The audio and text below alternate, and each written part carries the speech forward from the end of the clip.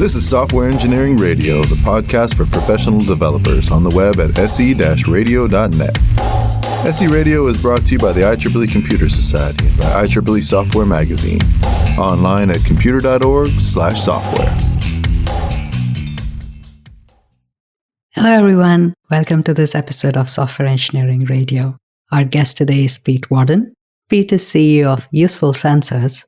Pete was the founding member of the TensorFlow team at Google and the tech lead for all non-cloud TensorFlow infrastructure at Google for 7 years. Welcome, Pete, to the show. It's really great to have you here. Is there anything you'd like to add to your bio before we get started? No, I think that's great. Thanks so much. So, Pete, our goal today is to explore the reasons to and the challenges in deploying machine learning on low-power, small-footprint hardware. This is the essence of TinyML, a term I understand has been coined by you. So, Pete, to start, what is TinyML? Why is it important? Yeah, and to start with, I should say that Evgeny Gusev of Qualcomm and me were the coiners of TinyML and actually started the TinyML conference series together. So I want to make sure he gets credit. But really the idea behind TinyML is that being able to run machine learning on tiny, cheap, embedded devices that are in everyday objects all around us opens up a whole bunch of possibilities of doing things, especially around interacting with our environment in ways that we've never been able to before. Can you give an example? So one of my things that I really want to be able to do is just look at a table lamp and say on and have the lamp come on. And that sounds like a straightforward task, but actually there's a whole bunch of technological challenges in order to make that happen. And then on top of those, a whole bunch of economic and business challenges. Before we get more into that, is TinyML related to IoT, the Internet of Things, or it's completely unrelated? So this is actually one of my bugbears, is I really don't think that the Internet of Things has succeeded. And the definition that I've seen most often of the Internet of Things is the idea that by adding network connectivity to everyday objects, you're going to actually enable a whole bunch of really exciting new things in the same way that adding internet connectivity to laptops and cell phones created incredible innovation and change and growth. I think that the analogy does not hold for embedded systems and everyday objects for a whole bunch of reasons. And I think it's kind of misled a lot of people to invest in adding connectivity and then just hoping wonderful things happen. TinyML, from my perspective, is a lot more about saying, hey, let's leave connectivity until we need it, but let's try and make these individual objects smarter on their own locally with no internet connection. And let's see how far we can go with that. So in your example of being able to look at a lamp and that turning on, it has got nothing to do with network connectivity. Yeah, and one of the key things with that is you can imagine buying a lamp, plugging it in, and then immediately being able to talk to it and have it work. Just like you could in the old days with any other object you bought. You didn't have to go through setup. You didn't have to use a phone app. You didn't have to have an account. You didn't have to worry about firmware updates.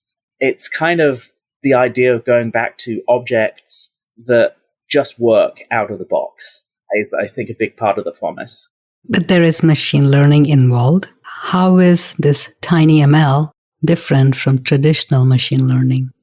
So I didn't know much about embedded devices when I first joined Google. I sort of knew that they were this esoteric area, but I'd never had much contact with them. When I joined Google, one of the first people I met was Raziel Alvarez, and he explained that they were using 30 kilobyte sized models for I won't say the full wake word for Google's voice assistant, because I don't want everybody's phones going off, but the detection of that wake word only ran in 30 kilobytes, and I couldn't understand why. And so that led me down this path of realizing that there are these chips that only cost 50 cents or 25 cents, but they use almost no power. So you can have them running for a very long time on a battery, and they're so cheap and low power means that they can be in almost everything you buy. So there are 40 billion of these being sold a year. So I grew fascinated by the constraints that were involved in taking what is traditionally, you're looking at maybe hundreds of megabytes for a machine learning model, and trying to run it in something that may only have as much memory as like a Commodore 64 from the 80s. And it turns out that machine learning actually scales down really, really well. And you can do things not with the same accuracy, but with enough accuracy to be useful, even in these really cheap, low-power devices, especially things around understanding what people are doing and understanding the environment around them. So you compared the amount of memory with the very old hardware. How much is it actually, the memory? The smallest devices I've actually done work on have had 64 kilobytes of RAM. And one of the design goals of the open source software that I worked on at Google aimed at these kinds of devices, the whole of the software framework had to fit in less than 20 kilobytes. So we're really talking very much kind of 1980s scales of memory when we're looking at these very ubiquitous embedded devices. So the devices that we're looking at, you gave an example of a lamp. What else are we talking? Doorbells? I mean, I would say doorbells are one of the few places where IoT has actually shown its potential, because they tend to be connected, because you need to watch images from afar. I would say, actually, if you look at things like coffee machines, Keurig actually ship a little computer vision model in a lot of their coffee machines now that recognizes the pods that you put in. So that is running locally on a very low cost, because, coffee machines are often below $100 retail. So that means probably you can't have more than $15, $20 worth of parts in them. So you're looking at a very, very low cost piece of hardware, including the camera, but they want to be able to offer this functionality. So they figured out how to shrink down the machine learning models to do this kind of image recognition into something that's probably only 20 cents worth of hardware. So it's cheap memory, you said very, very low, 64 KB RAM was the example. What about CPU and power consumption? So it depends on the particular target environment. Some applications really need to run with very low power because they need to run for a long time, and they need to be left to run kind of unattended with no charging or battery changes happening. So in those cases, you might have something like, I think Ambic are an example of a company that does very low power Cortex-M MCUs, and they might be running at 1 milliwatt or below. And when you get down to that low sort of power, you're paying a little bit more in cost. It might be more like $1 for an MCU to get that low power regime. And then on the other side, I've started to see RISC-V MCUs with somewhere in the region of 64 kilobytes of memory for 10 cents on some of these sites. So they're not going to be using as little power. It might be 50 milliwatts of power that they're using, but they're incredibly cheap. You're starting to get to the point where they're cheaper than individual resistors and capacitors and things. So they start to edge out traditional electronics. When you want to build something, you might as well just grab an MCU. You mentioned MCU, that's microcontroller. Yes. No, thank you for spelling that out. Yeah. And is there any other type of hardware that is used here? So another related piece of hardware is digital signal processor, or DSP. They often share a lot of characteristics with microcontroller units, but they tend to have a lot more compute capability. They're designed to run doing things like audio processing. And as it turns out, they're actually the same operations that you need to do audio processing are also very useful for doing machine learning operations. So these traditional DSPs are often very good at running machine learning models if you're able to take advantage of them. So traditional machine learning is associated with big data. So how do you actually reconcile TinyML with the data-heavy requirements of traditional ML? So you often still require a large amount of data to train the models. And in some ways, you might even require more data because you're training a model that has no capacity to spare. You're training a model that's as small as you possibly can. So for a 30 kilobyte model to recognize a wake word, you might actually have something on the order of 1 million utterances of different words to help train the model to recognize the ones that you want it to recognize. So you're still using a whole bunch of GPUs on the training side because of all of this data throughput. The only advantage is that because the model itself is so small, you don't spend much compute on the back propagation and the other parts of the training.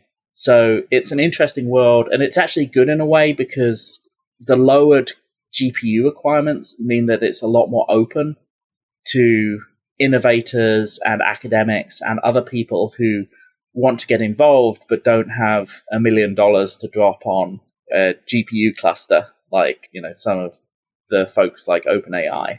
Sorry, Pete. So you still need a lot of compute to train it, but you don't need a lot of compute to run it? Is that the takeaway? Yeah. And a lot of the compute that you're using when you're training it is actually just the processing of the training data. The actual training itself is pretty lightweight because the models are so small, which means that even though you're still having to deal with big data, you're not having to spend nearly as much as you would to train like a large language model or even a full-sized image recognition model. And then that's because of the size of the model. Can you try to connect the dots? Do you always start with a small size model as part of the training, or there's some process to reduce the size after the training? So there's different schools of thought on how to approach this. Some people like to use techniques where they train a large model and then they use things like techniques in the literature known as things like distillation or teacher-student approaches. The general approach that was used at Google and that I tend to use is just starting with an architecture of a model that only has a few layers and only has a few weights, and then just pushing through a lot of data through that model, and then doing some things like quantizing down to 8-bit and a few other things like that to just make sure that you've compressed the model as much as you possibly can for deployment. As you start the process, you are aware that this model is going to be used for TinyML. You need much more data to train it, but the model size is small and hence easier to actually more accessible for more people to train. Exactly. And this is one thing that's a bit different from TinyML compared to a lot of traditional ML projects is you really need to know about your deployment platform when you're training your model. The workflow for ML in general is often you'll have researchers who are using Python and PyTorch and these other frameworks, and their job is to just come up with a model that is as accurate as possible. And they aren't thinking too much about the resources involved because accuracy is the most important thing. And if you're running on the cloud, you can always just buy a bigger Amazon EC2 instance or buy a bigger graphics card or buy more virtual machines, and you can just pay money to run larger models. So those ML teams, those researchers are able to effectively train a model as best they can and then just throw it over the wall to the deployment teams and have the production teams worry about how they're actually going to deploy those models. Whereas in TinyML, you have to be thinking about the full stack of data, training, and deployment when you're actually creating your model. You may even have to think about things like, oh, this particular piece of hardware is good at doing 5x5 convolutions, say, but it's not good at doing anything larger than that. So you actually set up your models so that they only use the operations in ways that are optimized for the piece of hardware that you're actually going to be deploying on. So it requires a lot more knowledge of different layers of the whole stack, all the way from the world of embedded tools and chips, all the way up to PyTorch and ML frameworks, GPU training, and data. So in some ways, it's a lot more challenging. But I also think it's really fun because if you get frustrated in one area, you can always go and work on a problem in another. Could you maybe drill down a little bit into the example you mentioned about being aware of the extent of the fact that there's a 5x5 convolution? Could you maybe just start with explaining what's a convolution and help us picture what that challenge is? Yeah, definitely. So the way that I like to think about neural networks and deep learning is as these pattern recognition machines. And a convolution is, in its simplest form, it's a square block which contains numerical values that form a pattern. So if you've ever done any image processing, you might think about trying to recognize vertical lines by having a 5x5 or a 3x3 square block where you have high values going down in a vertical line through the center and then 0 values for the rest of the block. And what happens when you take that patch, that convolution patch, and run it over an image, kind of as a sliding window, is that when the patch and the underlying image match, you basically do what's known as a convolution, but actually it's not what we call a convolution in classical image processing, which is additionally confusing. But you basically multiply each pixel in the image against each value in this convolution patch, and then you add up all of the results. So that means when you've got this sliding window patch that's moving across the image, if it's got a vertical line down through the middle, any parts of the image that have a vertical line in that same position will come up with a very high value. And then the rest of the image will give a much lower value for that patch. What happens with neural networks, especially in the vision side, is you don't create those patches manually like you would with classic image processing. Instead, you have the network train through backpropagation to figure out what patches it should use for kind of running across the image to find interesting things. So one example I like to use is if you imagine that you were training a neural network to look for a cat, you'd look for some low-level features first in the kind of first layer. So you might say, hey, I've got a patch which corresponds to kind of the texture of fur. And you run that across the image and you find out which parts of the image have kind of fur in them. And then you might also have something that looks for kind of triangular corners in the image as another patch. And you run that over the image. And you do that for maybe 64 or 128 different patches in the first layer. And you end up with this new image that's based on the original image, but has the results of running those patches in sliding windows over the image in each channel. And the magic of neural networks is that they start off with these very low-level representations of, oh, maybe there's fur in this corner of the image, and maybe there's like this triangular bit, and each layer looks at the information from the layer before and does a similar kind of convolution, but instead of looking for fur, the fur texture, it might say, hey, anywhere where the fur value is high in that channel, and somewhere where you've got this triangular point, then I'm going to say that might be an ear. So the next layer in the neural network has this higher level semantic information about what's happening in the image. And eventually you get to the last layer, which is able to say, hey, are there 2 ears, 2 eyes, whiskers, and fur? And in that case, there's probably a high probability that there's a cat.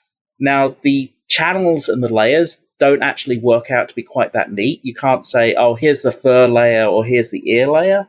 But conceptually, that's how the kind of information processing works through a neural network, if that makes sense.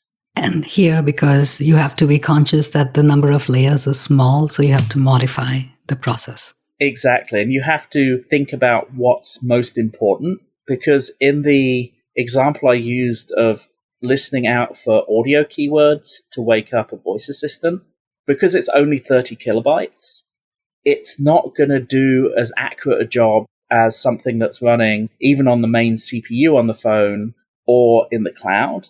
But what it does is it wakes up the CPU when it thinks it's found something that might be the audio wake word. And its job is to be okay with having false positives. So it can be mistaken about thinking that somebody said the wake word when they actually didn't. Like, that's fine, because then you'll run a model on that same audio that's larger on the CPU and then maybe another one in the cloud.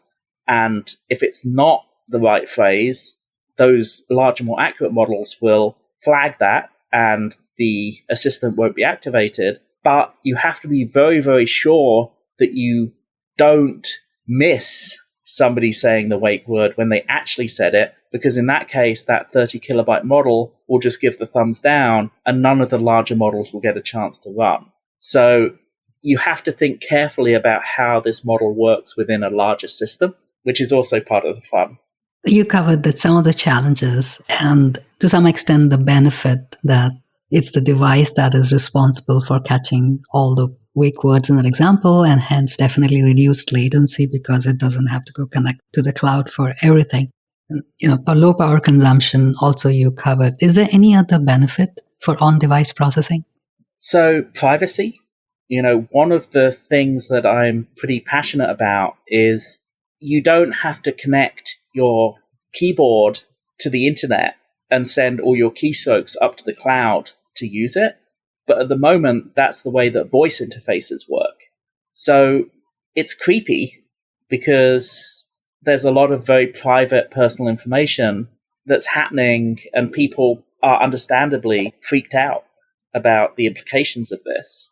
So being able to run everything locally on device, and even on a device that provably has no internet connection, like in the example of the lamp that you control by voice, if that doesn't have a Wi-Fi or a Bluetooth chip in it, then you've got a pretty good assurance that it's not going to be used for spying on you. So privacy is something that I think is a big deal here too. Absolutely. Privacy is certainly a very big deal as we get into this new world. Okay, so maybe let's take a step back and look at different industries where TinyML would be most impacted. Do you have some examples, specific use cases? Yeah, so honestly, one of the challenges with TinyML is that there's a lot of engineering and academic and research and technologist excitement about it, but it's been over 5 years now, and it's been slow to be adopted in a lot of the industries where it can have the most impact. Now, having said that, some of the things that I've seen have been around the idea of actually using TinyML in agriculture. So for spotting pests or spotting disease, using tiny, cheap sensors that can be kind of scattered throughout a field or in a kind of crop storage area to detect when there's pests and things actually coming in. There's also been a lot of use cases around medical devices. So having something that is actually able to run for a long time on a battery to do monitoring of various vital statistics and look at the patterns to understand what's actually happening with your body and kind of raise an alert if something significant is going wrong. But one of the challenges in this area is that we don't have enough of these stories yet. So there's a lot of possibilities for really important things that we can do here, but the adoption has not been as fast as I think any of us would have hoped. What are the different sensors that are integrated into these devices? So often the most important sensors are cameras, small CCD sensors that can be as little as 10 cents each, and microphones, which also can be in the single digit sense for kind of a low cost, low end microphone. And what's interesting about these is you can actually figure out a lot of stuff of what's happening in the world around you using vision and using audio. So, for example, you might not think of cameras and microphones as weather sensors, but if you're actually able to hear raindrops, or if you're actually able to see rain happening, or snow, or other kind of things like that, then you're able to use these universal sensors almost to find out all sorts of other things that are happening in the proximity of these embedded devices. Now, there are a lot of other sensors that come in, temperature, vibration, accelerometers, for example. Like one of my favorite use cases is detecting car crashes with phones. So you actually have the accelerometer running all the time, and if it detects a sharp change in acceleration, then that gets flagged by an ML model that's running, because it can't run on the CPU because it would drain the battery almost immediately. So it has to run on this sensor hub, which is essentially a microcontroller or DSP sitting in the phone that uses very little power. But the interesting thing about that use case is it uses the accelerometer to detect a crash, but the accelerometer readings for a car crash, are very similar to dropping your phone. So it actually also uses the microphone to see if there's sounds associated with the car crash to make sure that it isn't just calling emergency services because, you dropped your phone in the bathroom. So it's a combination of sensors. Exactly, this idea of sensor fusion, but really being able to use ML models to do this understanding of this raw data. So you've got this stream of audio as 16 kilohertz samples coming in, and if you just stare at the audio waveform, like traditionally there's nothing you could really do with that. But using ML models, you can say, hey, was there a car crash? Were there sounds of a car crash? And get a pretty reliable answer back. So that's really the big change that's happening here. You mentioned that there's many applications you can think of for agriculture, for healthcare, but there has not yet been an adoption. I was reading about Useful Sensors, and that's your company, the offline translation tools, and that certainly struck a chord with me because of a recent trip to Italy, where trying to use translation tools is good, but pretty hard and clunky. So I was very interested in the translation tool that Useful Sensors has developed. Can you talk more about it? Yeah, so one of the things that I found as well, like going abroad and even being in the US and having a very large Spanish-speaking population, I'm cut off from a lot of people because I can't speak their language. And I love Google Translate, like it's a technological marvel. But it hasn't evolved a massive amount over the last, sort of decade or so. And it's also a fairly clunky experience. You have to kind of speak into your phone and kind of hand it over. And, handing over your phone is kind of this weird experience. So really the dream was, can we make something that's a really fluent experience? I like to say, talking to a person in a foreign language should be as easy as watching a movie with subtitles in a different language. And, that's not something you can do with Google Translate. If you tried to use Google Translate to watch a movie, it would just be extremely tough. And the other side of this as well is you really want something that will work anywhere in the world. And you want that privacy for these conversations. So it was a really good use case for this idea of running machine learning locally. Now, it's actually getting a bit away from the TinyML roots because I'm not running this on a microcontroller or DSP. We're actually running it on a Cortex-A, like the kind of SoC that you'd find in a phone. So it's a lot higher power. It's like $20 instead of 20 cents. But a lot of the same principles about running everything locally with no network connection still apply.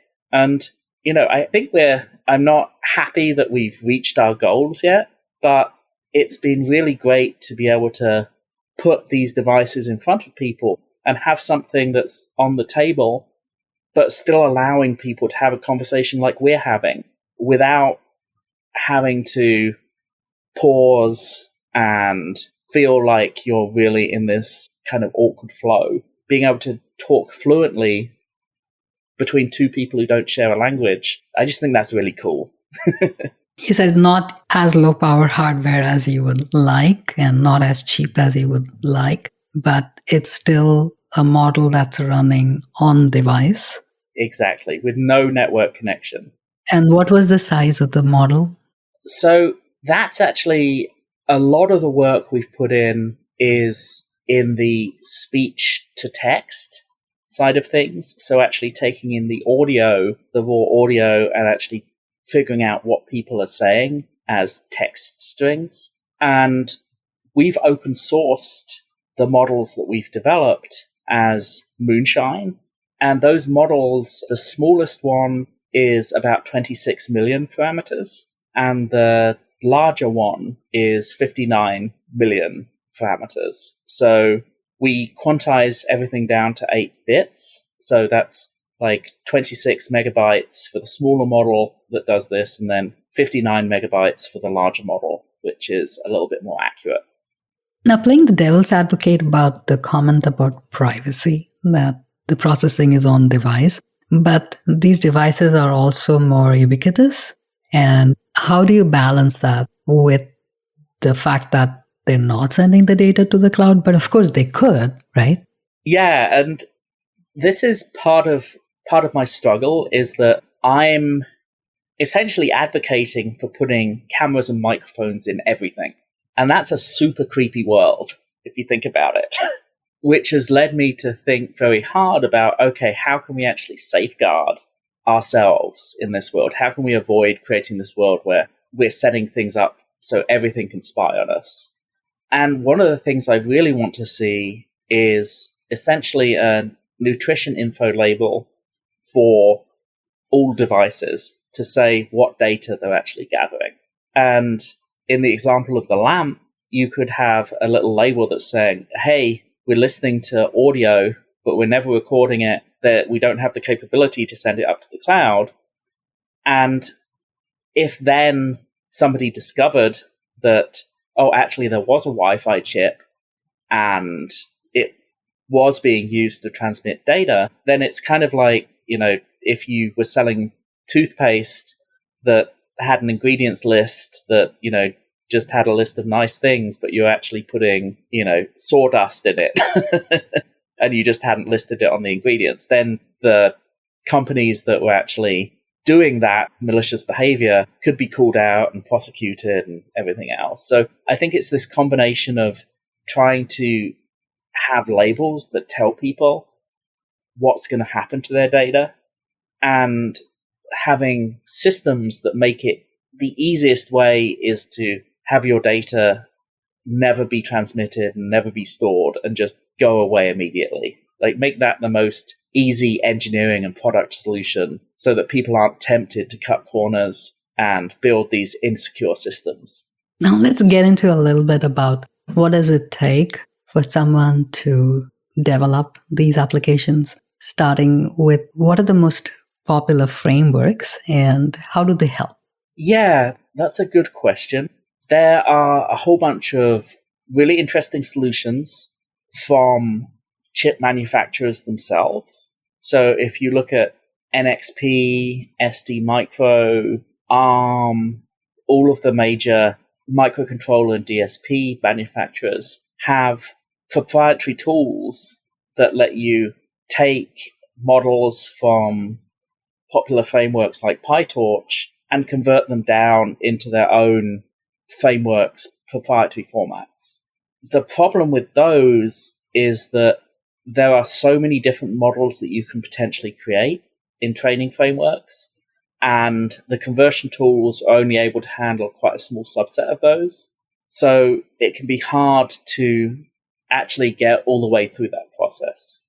The framework that I put together when I was at Google is called TensorFlow Lite Micro, and it's designed to be a cross-platform solution for running ML models on really tiny machines. And so it does things like it never uses any memory allocation. Everything is kind of pre-allocated. So that's often an important requirement for embedded hardware or for embedded system software. And it also doesn't rely on any of the C runtime library. So printf can take up 25 kilobytes of code space. So making sure that we never call things like printf is really important for having something that will fit in kind of 20 kilobytes of program space. The best way to get models into TensorFlow Lite Micro is to export them from TensorFlow. Now, TensorFlow, honestly, is a bit long in the tooth these days. I think we're coming up to its 10th anniversary. And so, I tend to use PyTorch these days for my day-to-day work. But there are still a lot of resources where you can start with TensorFlow models. You can find a lot of the popular models that are in TensorFlow format and then actually convert them down to TensorFlow Lite Micro and run them there. Honestly, what I usually recommend to people getting started is you find some examples that do something similar to what you want to do, like doing an audio recognition, dealing with accelerometer data, or doing image recognition. And you take some of those open source examples and get them working on your device, and then actually try and customize them and retrain the models and change things to work as you want to. I would say as well, these are all available for Arduino and for the RP 2040 and 2350 from Raspberry Pi. So you can run them on most of the popular platforms. Is Arduino a microcontroller, or what would you call it? So Arduino is a software framework and a family of microcontroller boards that are designed to be very accessible for everyday users who aren't necessarily embedded systems engineers. So they're one of the best ways I've found for actually getting into this kind of embedded space without losing your mind, honestly. So if I wanted to be an embedded systems engineer developing TinyML applications, do I wear two hats, which is training the model with an idea of where it's going to be used and hence the size constraints, and also for the deployment of the model and possibly retraining and running inference? Do I wear both hats, or are there two people on two roles here? So it depends, but if there are two people or three people or four people, they really need to be working very, very closely together. So one of my favorite groups at Google was the team that put together MobileNet, which is one of the most popular small models out there for doing image recognition. And what was great about them was they actually had, like Andrew Howard, who was the researcher, the architect of the model, he was working in the same group, in the same team, in the same room as people who were writing the runtime code, like the inner loops of the, kind of assembler that was going to execute these models, and working with the people who gathered the data. And they had this small team that was vertically integrated so that, the person who's writing the inner loops of the assembler would be talking to Andrew and could give him advice on what operations and attributes the model should have to run optimally on the actual frameworks and the hardware that they're going to be deploying on. And kind of like vice versa, you get this really, really productive exchange of ideas and requirements in a way that just isn't possible in any other sense. But ideally, to develop TinyML applications, one needs to learn machine learning and embedded systems engineering. Is that correct? Or would you put it in a different way? So if you put it like that, it sounds like you can't do anything until you've learned both of those. The way I would think about it is you can get started with recipes that don't, code examples and tutorials that don't expect you to understand much of either embedded systems or ML. And then the way I always learn is by getting something running and then kind of like looking under the hood and starting to tinker with stuff and like seeing what happens. And I found that to be a really great way for me to learn, and a lot of the students that I work with to actually learn. So don't feel like you have to get all of this knowledge before you start doing this stuff. You can get something running like a wake word detector or a simple image recognition model just by following, a set of directions. And then you can start to modify things and change things and like learn what happens in a very hands-on way. And that's one of the things that I like most about this combination and the, TinyML. When you're doing just machine learning, traditionally that's a very mathematical almost abstract thing where you're not actually training full models yourself. You're fine tuning, or you're a long way away from the actual end application. And the same with embedded systems. You might learn a lot about the low level system, but you're kind of not getting to work on cutting edge cool problems very often. Whereas TinyML, you get all of this wonderful stuff that's happening in the AI world is super relevant and you get to learn about it, but you're also actually putting stuff out in the world and having people use and play with the results of what you've done in a very way that you can hold in your hand, which I love. And that's why you brought up Arduino. Yes, exactly. Like that's something that I've seen be great for students and high school kids and all of these people who might not get into machine learning as this kind of abstract thing. But if you can build a little robot that you can give voice commands to, that is a lot more concrete and tangible and brings in a much wider audience of people and is a way of showing that machine learning doesn't have to be this off-putting, daunting thing to jump into. It can be this really fun, playful world that I really honestly believe anybody can actually start to learn about. Let's say I follow your practical advice and I get to that level. What should I do beyond that to improve my skills and develop real-world applications? What all do I have to learn in the world of model quantization, transfer learning, knowledge distillation? If you can explain these terms and talk about how do I get to that level? Yeah, definitely. And as you say, I think the starting point is to pick real-world applications and to pick something you care about. And then I find the best way is to pick up those techniques as you go. So for quantization, it's this idea that, I talked about those convolution patches that you run across the image. By default, each one of the values in the convolution patch would be a 32-bit floating point value. And so would the underlying pixels that it's operating on.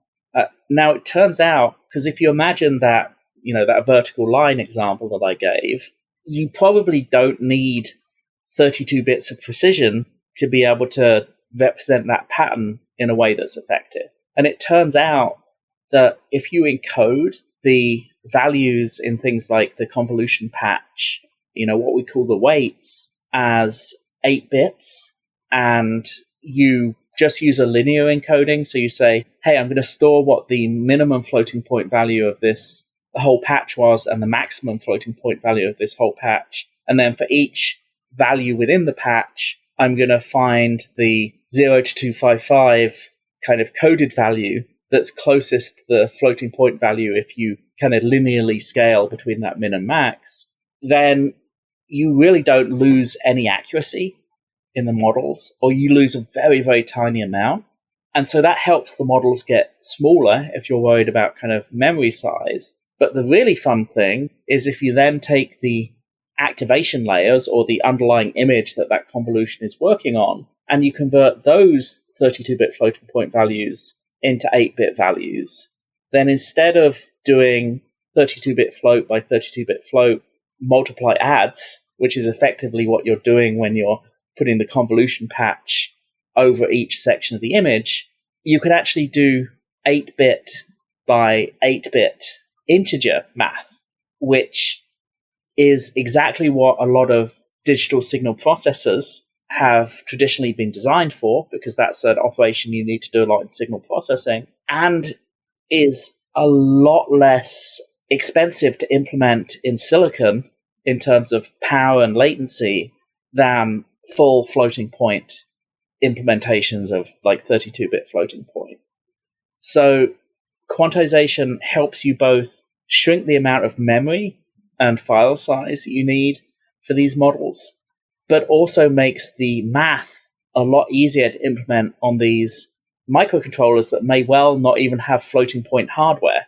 So quantization is at the heart of a lot of these techniques that we use to be able to take these large models and actually get them running on this very constrained hardware. And now I'm glad you mentioned transfer learning as well, because that's one of my favorite hacks in the world of machine learning. And the basic idea is, if you think of a image recognition model, for example, that you've trained to recognize, say, 1,000 different animals. So everything from penguins to zebras to aardvarks. That model, like I was saying in the example of cat recognition, it's going to figure out a lot of stuff like, hey, I know how to recognize ears, I know how to recognize fur, I know how to recognize eyes and hooves and horns and things like that, just because that selection of 1,000 animals has all of those features in them, and the model has to kind of recognize different combinations of them to tell which animal it is. Now, if you come along with an animal that's not included in that original 1,000 animals that you trained on, it's likely that that animal's features have a lot in common with some of the other animals that were in that original training set. So it probably has ears, fur, might have hooves, might have horns. And what that means is you can chop off the very last layer of the model, because if you think about the increasing levels of kind of semantic information that you're operating on as you kind of go through the network, that very last layer is the one that says, oh, have you got 2 ears, fur, whiskers, and you don't have hooves, then you might be a cat. If you get rid of that and you instead put in a completely untrained layer, but you keep all of the previous layers intact, so all of the information about, hey, are there hooves, ears, all of this stuff still comes through, but then that last layer, you have maybe a couple of new animals that you throw in the mix. You might have maybe like a monkey and a buffalo that weren't originally included, and you then train on a much smaller amount of data. Like, you might have thousands of images of the original animals, but you might only have tens of images of the buffalo and the monkey. It turns out that you can train that final layer very accurately with much less data by using everything that it's learned from identifying all of these other animals in the big training run. And this is a principle that applies across many, many different machine learning models. So if you have a model that can recognize a particular word that you've trained on massive amounts of data on that word, if you want to recognize a different word, then you can often freeze most of the layers, just kind of retrain the final layer and get it to recognize other words with much less work. So that's one of the key techniques of this kind of TinyML world, is take a model that works on a similar problem to the one you're facing, and then just gather a small amount of data and try and do transfer learning. So beyond this, getting the model to the right size and quantized, is there something beyond that that is required to have it run on this embedded device and perform inferences? So as well as the right size, the other thing that you have to think about is what is the latency, because these devices often don't have, they will not have as much compute as an NVIDIA GPU. One of the pleasant surprises is that they actually, even very cheap devices, may be running at hundreds of megahertz and have SIMD instructions on them. So you can actually do hundreds of millions of operations, arithmetic operations per second. So you might be surprised at what kind of latency you can get on these pieces of hardware. And one of the things I've talked about sometimes is this idea of dark compute, that we've ended up with all of these toasters with incredible amounts of arithmetic compute available, but all they're doing is lighting up a couple of LEDs and noticing when somebody presses a button. So one of the things I like about ML is TinyML is a way of actually putting some of all that compute that's not being used to use. But you do have to think about, okay, how much latency can I get? With an image recognition model, it might be that it takes a second to run, or it might be that it takes 10 seconds to run. And you've got to think about your application, about whether that actually works for you.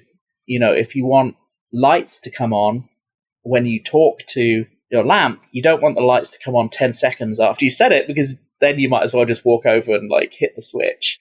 But there are other applications, like if you're detecting pests in a field, you can take a minute to run that, because you're probably only running that image recognition once an hour or something, like waking up the device and running it. And there's no particular urgency in how fast you need to get the results back. So latency is the other big issue. But what I like is you can often find applications that can tolerate pretty high latency. We'll start to wrap up now, but before we do that, you did use the acronym SIMD as you were talking. I don't want to end this section without you just explaining that to our listeners. Yes, sorry, I should have explained that, but it's single instruction, multiple data. And it's this idea that you can have a single CPU instruction that, instead of just operating on a single, 32-bit value, say integer value or floating point value, you actually say, hey, I'm going to do this same operation across this set of values, like 4 or 8 or 16 values at a time, by running this single instruction. And it's a really good fit for neural networks, because if you think about that, coming back to that convolution patch example, you want to run an entire row of that convolution patch against an entire row of pixels. So if you have a SIMD instruction that's able to kind of do that in a single instruction and execute it in a single cycle, then you can actually get through a lot more operations a lot more quickly than if you're reliant on more traditional computing approaches. I do notice that, and trying to wrap up now to give our listeners some pointers for things they could use to learn more. I found a blog post, a book that you've written, and also an excellent course on Harvard. Did I cover all of it? Yes, you did, though I will send you a link to, because I've been teaching at Stanford how to run models on the Raspberry Pi for the last few years. And I'm hoping to put these together into more of an organized, possibly a small ebook, but I actually have some examples of doing some of the things we've talked about up on GitHub as the class assignments that I give our students when I'm teaching. So I'll send you a link to those. And they're a little less polished than some of the other stuff up there, but I'm looking to get feedback, so I'd love to hear what people think. Certainly put all of this in the show notes. Pete, is there anything today that we missed that you'd like to cover? No, I think this was really fun, really interesting questions. And I would say I always love hearing from people as they're diving into this world. So feel free to, get in touch if you have further questions. How can people get in touch with you? So my email is pete@petewarden.com. You can find my blog at petewarden.com, where you can find all the details on how to get hold of me. So yeah, love to hear from you. Thank you. We'll put all that in the show notes as well. And thank you so much for joining us today. Thank you too. Thanks everyone for listening. Thanks for listening to SE Radio, an educational program brought to you by IEEE Software Magazine. For more about the podcast, including other episodes, visit our website at se-radio.net. To provide feedback, you can comment on each episode on the website or reach us on LinkedIn, Facebook, Twitter, or through our Slack channel at seradio.slack.com. You can also email us at team@se-radio.net. This and all other episodes of SE Radio is licensed under Creative Commons License 2.5. Thanks for listening.